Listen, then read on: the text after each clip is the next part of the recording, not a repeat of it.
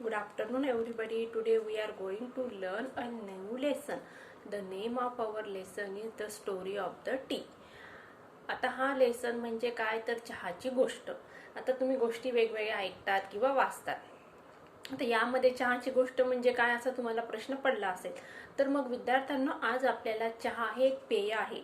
त्या पेयाचा वापर सगळ्यात पहिले कधी झाला आणि चहाचं म्हणजे शोध कसा लागला, चहामध्ये कुठले कुठले घटक असतात, आता चहाचं प्लांट किंवा रोपटं कुठं उगवतं, त्यासाठी कुठल्या प्रकारचं वातावरण पोषक असतं, किती पाणी लागतं, चहाच्या झाडाची उंची कितीपर्यंत वाढते, त्या जमिनीचे पोत कसं असते किंवा जमिनीची आर्द्रता कशी असते, या सगळ्या गोष्टींची माहिती आपल्याला या लेसनमध्ये करून घ्यायची आहे. तर मग चला मग सगळ्यांनी, आता मी तुमची जास्त उत्सुकता न ताणता आपण लेसनला सुरुवात करूया.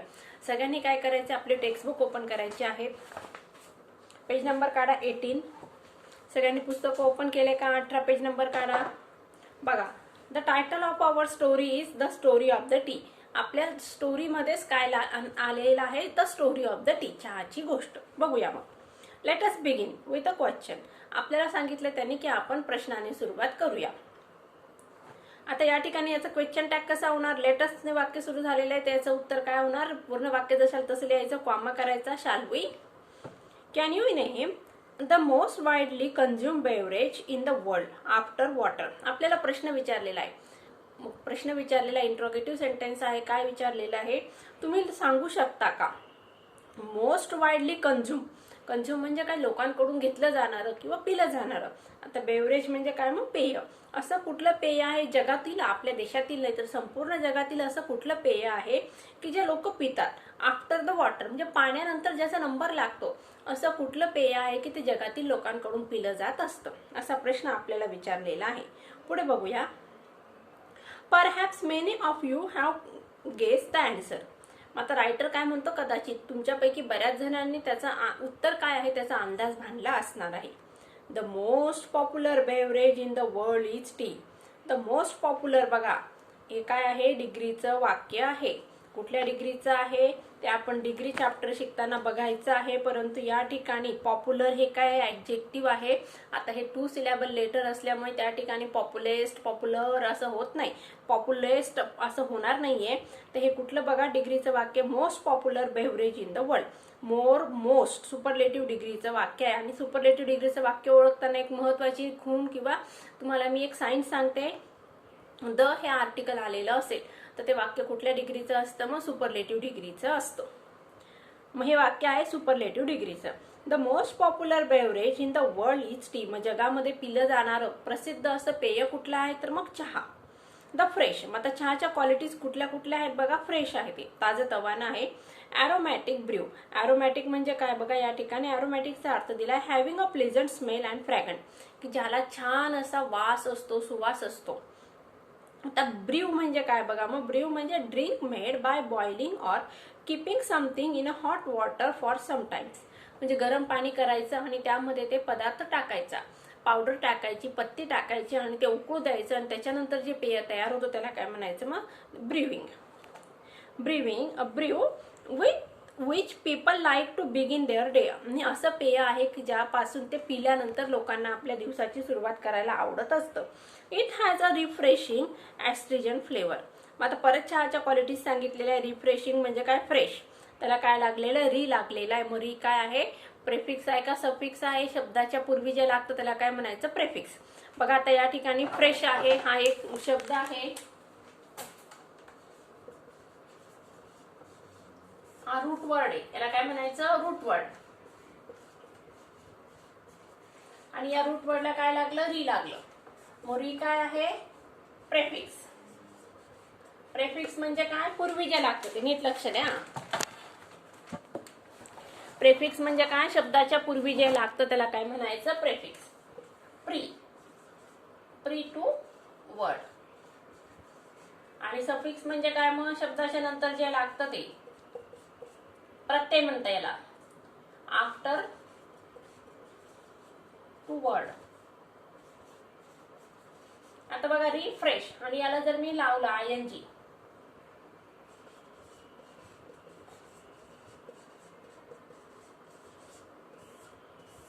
आता या ठिकाणी बघा फ्रेश कुठला झाला मग रूट वर्ड काय आहे फ्रेश. री काय झालं प्रेफिक्स झालं. प्रेफिक्स काय झालं री. सफिक्स काय झाला ING. लक्षात आलं बघा विद्यार्थ्यांनो. या ठिकाणी फ्रेश काय आहे रूट वर्ड आहे, त्याला काय लागलं री लागलं. री काय आहे प्रेफिक्स आहे. शब्दाच्या पूर्वी जे लागतं त्याला काय म्हणायचं प्रेफिक्स, आणि शब्दाच्या नंतर जे लागतं प्रत्येक त्याला काय म्हणायचं सफिक्स. मग यातलं रूट वर्ड तुम्हाला फाइंड आउट करता आला पाहिजे. फ्रेश हा रूट वर्ड आहे, री हे प्रेफिक्स आहे, ING हे सफिक्स आहे. ओके, सगळ्यांना समजलं. Everybody got it.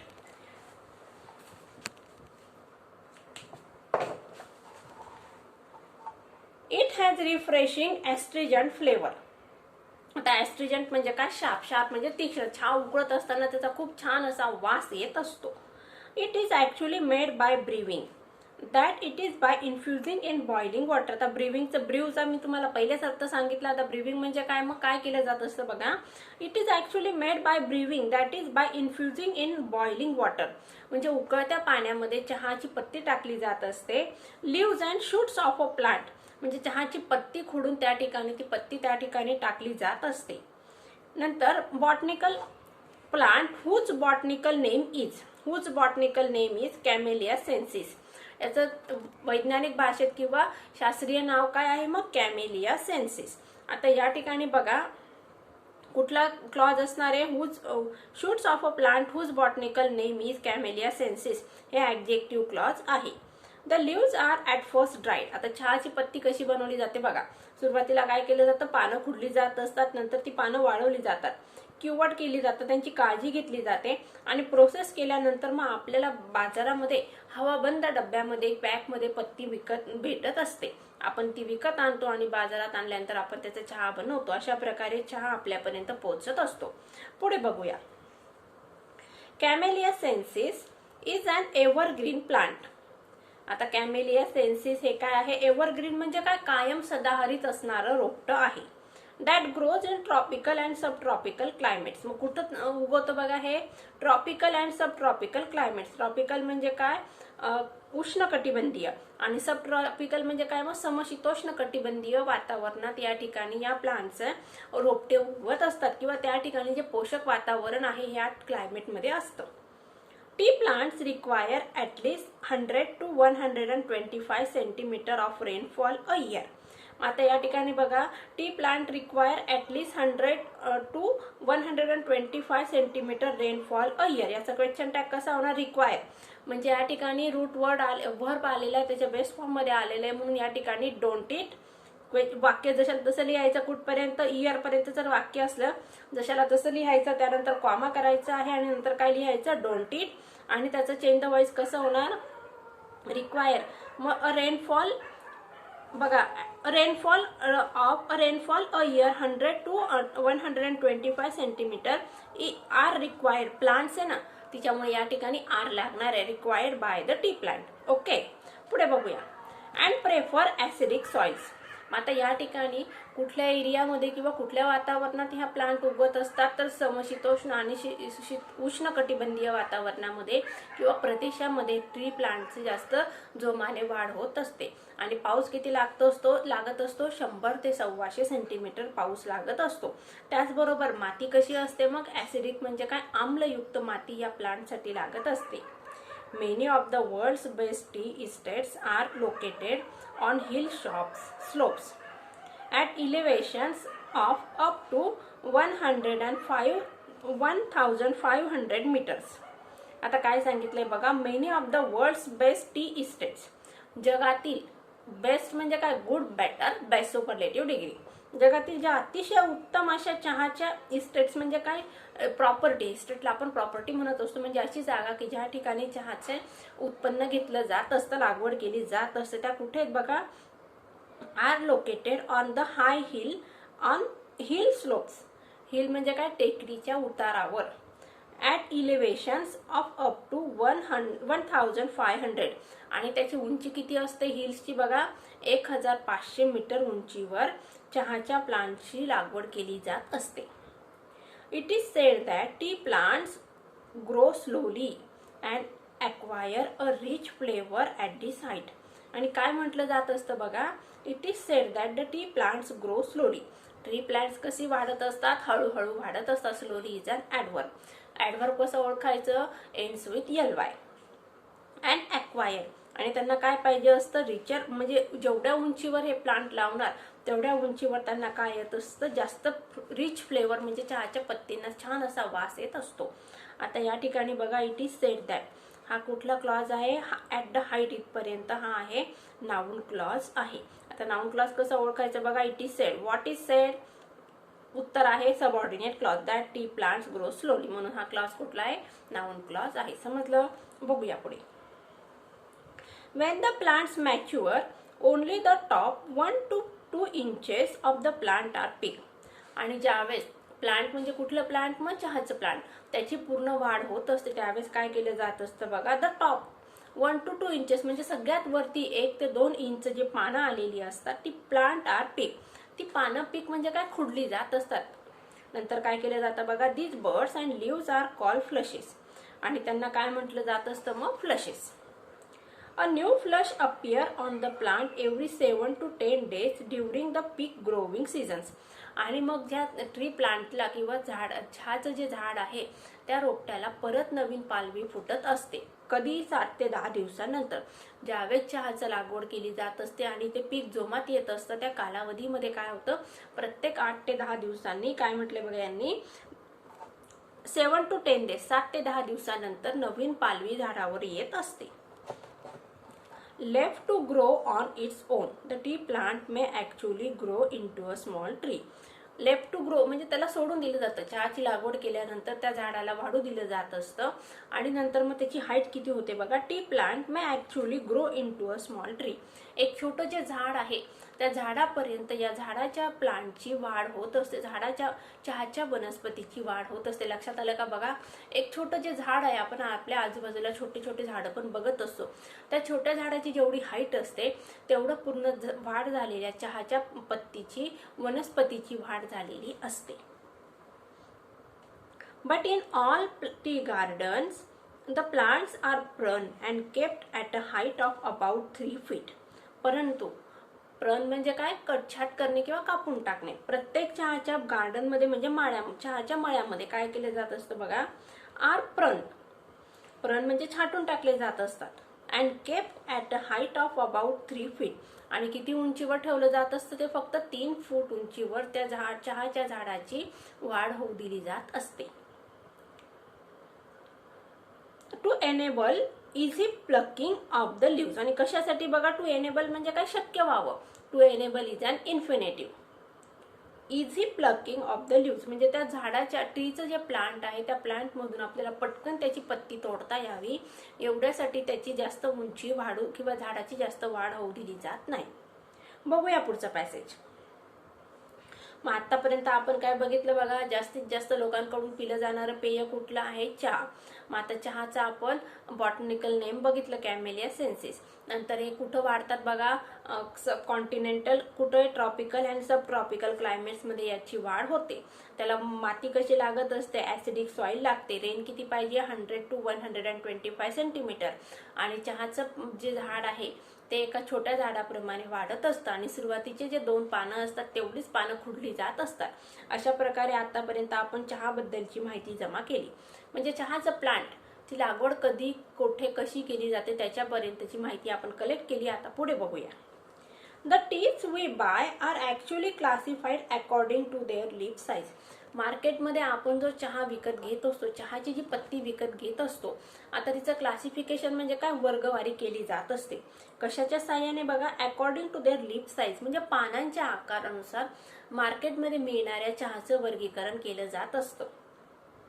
We have, बघा आपल्याला काय सांगितलेलं आहे, आपल्याला आसाम टाईप ऑफ टी, आपल्याकडे आसाम टाईप ऑफ टी येतो मार्केटमध्ये विकायला.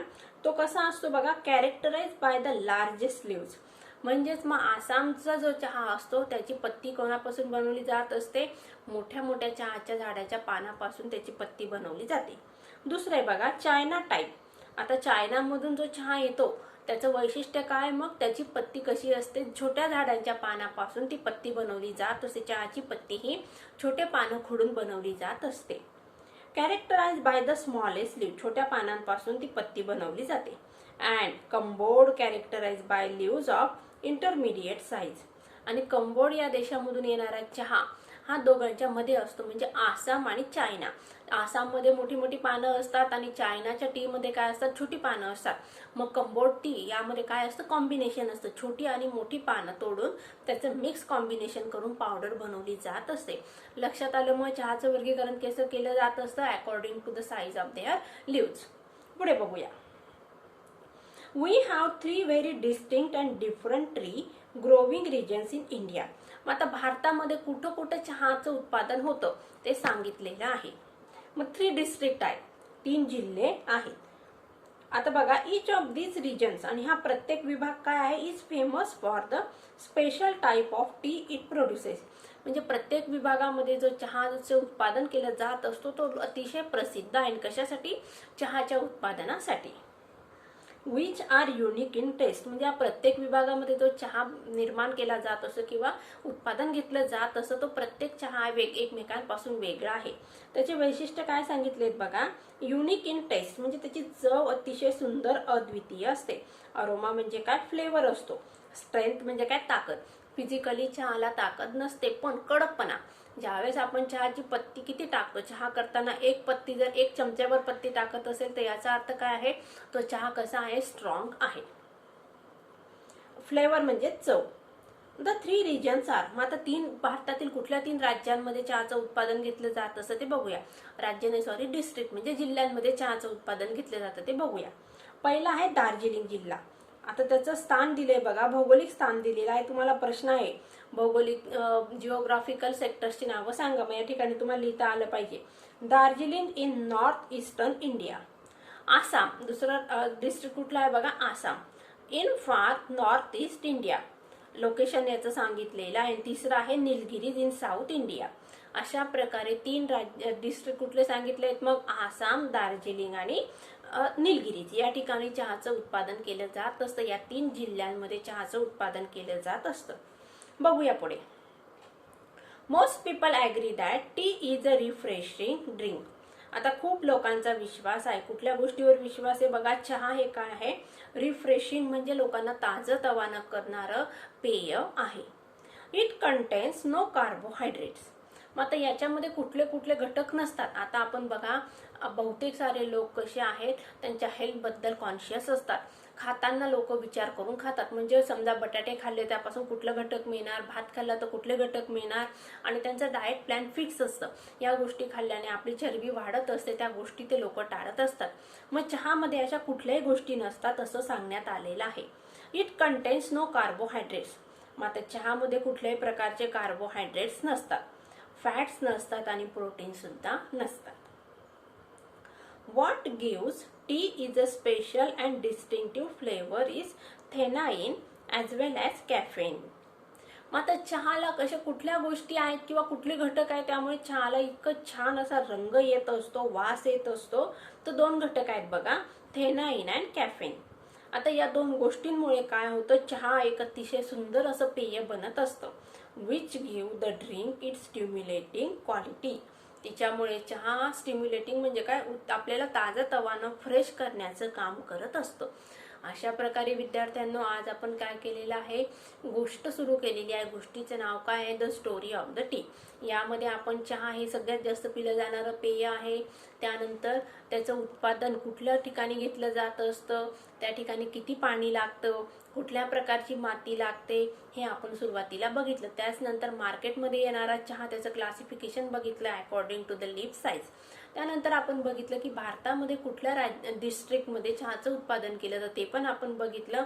आणि नंतर पुढच्या पार्टमध्ये आपण काय बघितलं, चहामध्ये कुठल्या गोष्टी असतात आणि कुठल्या गोष्टी नसतात. चहामध्ये प्रोटीन्स नसतात, नंतर फॅट्स नसतात आणि कार्बोहायड्रेट्स नसतात. पण काय असतं मग चहामध्ये, थेनाइन असतं आणि कॅफाईन हे 2 गोष्टी असतात की ज्यामुळे चहा अतिशय उत्तेजक आणि लोकांना ताजंतवानं ठेवण्याचं काम करत असतो. मग विद्यार्थ्यांनो, पुढच्या लेक्चरला भेटण्यापूर्वी तुम्ही हा मागचा मी आता जो पाठ शिकवलाय तो वाचा आणि पुढचा पाठ वाचून या. So take care and good bye.